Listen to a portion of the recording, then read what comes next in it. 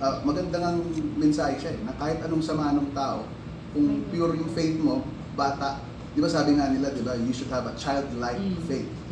Di ba? Para ano, so ito yung literal na childlike faith. Kahit anong sama ko dun sa bata, mabait pa rin siya sa akin. So it was a very, para sa akin magandang mensahe siya na nabalot lang ng kung ano-anong issue dahil. I honestly thought they would see the difference ng art at ng movie na fiction kaysa sa ano. I mean, wala naman kami sinabing sambahin mo si Satanas. Diba? And I think the trailer was very clear that I was trying to influence her, but it never happened because her faith was strong. Kung medyo isa sa feeling ko nakita nila na parang, bakit parang si Satan parang bait ng dating? Of course, pambata yung ginagawa natin pelikula eh, di ba? Kasi pwede namin gawing malala yan, di ba? Na mas may bata. Hindi mas pangit siya tingnan.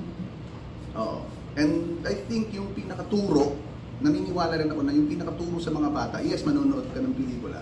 But at the end of the day, yung pagtuturo sa mga bata kung anong tama at mali, siyempre pag-uwi nyo na yun, pag-usapan nyo yun, di ba? But again, we made sure na itong pelikula to will not, the kids will not question their faith.